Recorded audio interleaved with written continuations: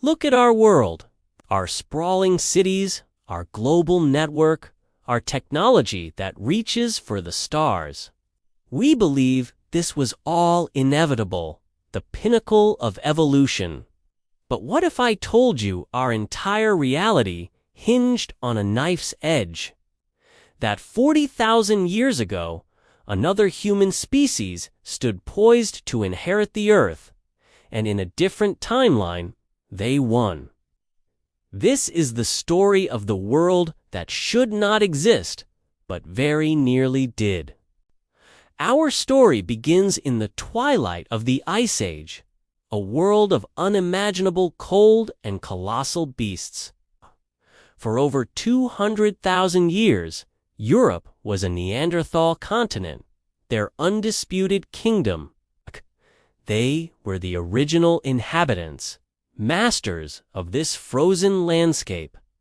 Then we arrived. Homo sapiens, a lankier, different kind of human, began pushing out of Africa and the Middle East, setting the stage for the greatest competition in history.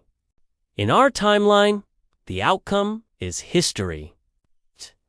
After a few thousand years of coexistence, the Neanderthals vanished, and we were left as the last humans on Earth. But history is not a straight line. It is a branching river. We have discovered a moment in time, a single event so catastrophic it could have reversed the flow of that river entirely. Around 39,000 years ago, a supervolcano erupted in what is now Italy. It was one of the largest explosions in the last 200,000 years, an event known as the Campanian Ignimbrite eruption. It plunged Europe into a volcanic winter, a decade or more of brutal cold and darkened skies that decimated animal and plant life.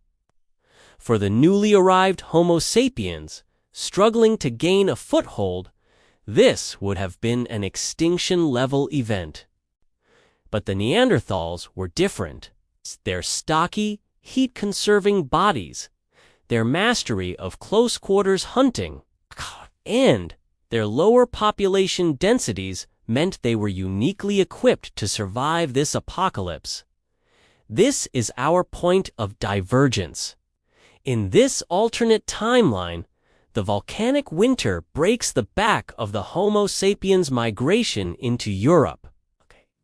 While the resilient Neanderthals endure, the competition is over before it truly began. With the pressure gone, the Neanderthals enter a golden age. They are no longer a species on the defensive, but one with an entire continent to itself, free to evolve on its own terms. Their technology, the Mousterian toolkit, now flourishes. Without the need to adopt the long-range projectile weapons of their rivals. They instead perfect what they do best, the art of the ambush, the mastery of the close hunt. Their spearheads become works of art, their hide scrapers designed with an efficiency that borders on genius. They develop sophisticated composite tools, using birch bark tar to bind stone to wood, a technology that requires complex, multi-stage thinking. Their culture, once expressed in simple beads and pigments, blossoms in the long, dark winters. Cave walls across Europe are now filled not with the narrative animal hunts of sapiens, but with something else entirely. Their art is profoundly different, reflecting their different minds. It is more abstract, mathematical, a representation of patterns in nature, of kinship, or of a mythology we can only dream of. Their large brains, once dedicated purely to survival, now have the luxury of deep thought. Their societies grow, not into massive tribes, but into intricate networks of highly specialized clans. each a library of environmental knowledge. Now, we approach the next great turning point in human history, the invention of agriculture. In our world, this was the catalyst for everything that followed: cities, empires, and explosive population growth. But would a Neanderthal even consider it? Their entire biology, their metabolism, their culture for hundreds of millennia was centered on one thing: being an apex carnivore. It's likely they never invent agriculture as we know it. Why would they, when the megafauna of Europe provide everything they need? Instead of domesticating plants, they perfect the domestication of the hunt. They develop a profound, symbiotic relationship with the great herds. They become masters of animal husbandry, managing vast herds of reindeer, bison, and wild horse, culling the weak and ensuring the herd's survival as their own. This single decision changes the face of the planet forever. Without agriculture, there is no massive population boom. There are no sprawling cities, no divine kings, no empires built on grain surpluses.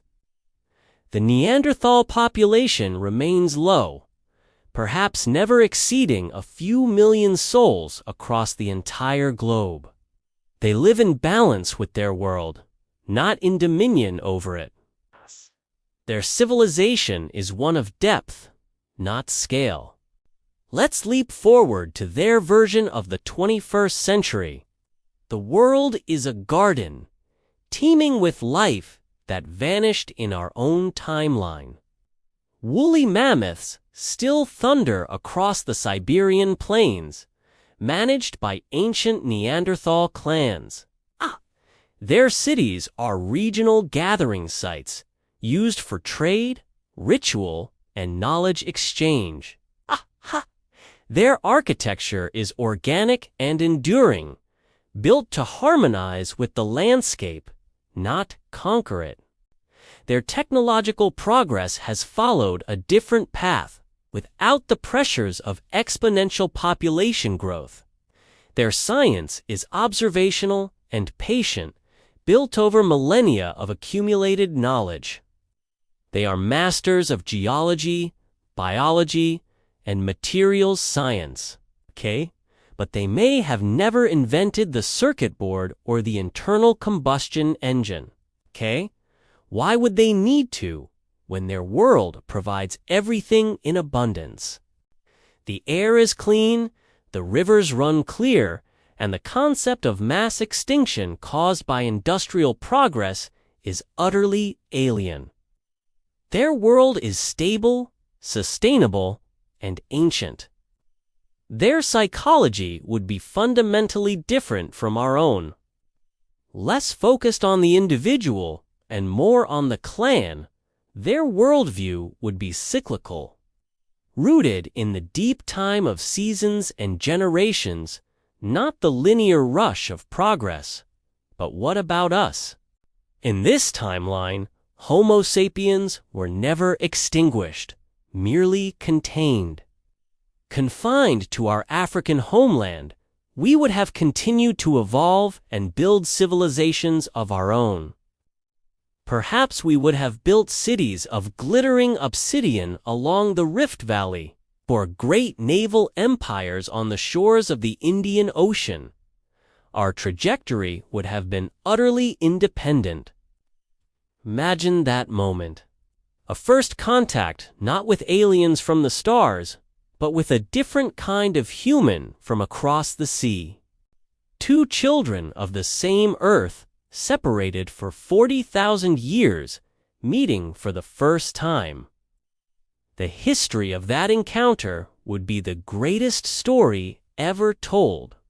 Two worlds, two psychologies, two ways of being human, finally face to face, each a living ghost to the other. So, what is the lesson of this lost world?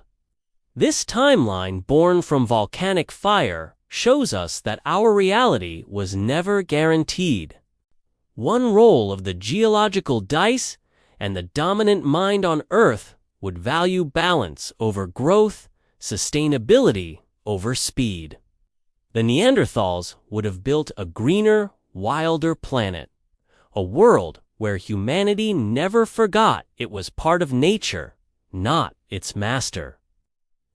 Theirs would be a civilization of millennial-long stability, a quiet epic written into the land itself. Their story is a profound mirror held up to our own. It forces us to ask, in our race to win the world, what did we lose? The ghost of the Neanderthal reminds us that there was another way to be human. And their world, in many ways, may have been the richer one,